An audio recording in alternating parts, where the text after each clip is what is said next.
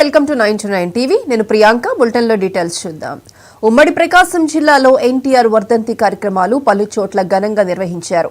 టంగుటూరు మండలం కందుకూరిలో నందమూరి తారక రామారావు విగ్రహావిష్కరణ జరిగింది. ఈ కార్యక్రమంలో మాజీ మంత్రి దామచర్ల ఆంజనేయులు, మంత్రులు బాల వీరాంజనేయ స్వామి, ఆనం రామనారాయణ రెడ్డి, ఎమ్మెల్యేలు పాల్గొన్నారు.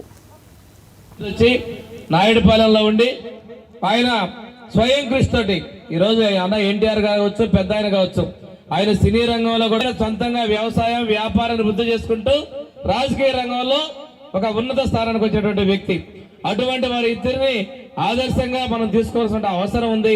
ఈరోజు కొండేపి నియోజకవర్గంలో దాదాపుగా పెద్ద ఆయన ఉన్నప్పటి నుంచి కూడాను అభివృద్ధికి సంక్షేమానికి ముందుకు వెళ్తా ఉన్నాం.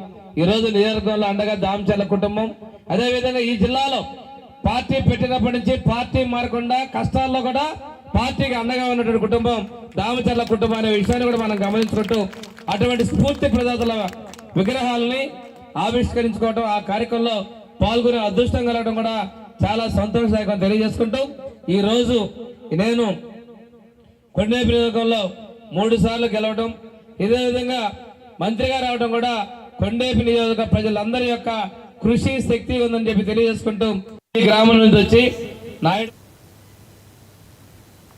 మునుగోడు పట్టణంలోని కోమటిరెడ్డి రాజు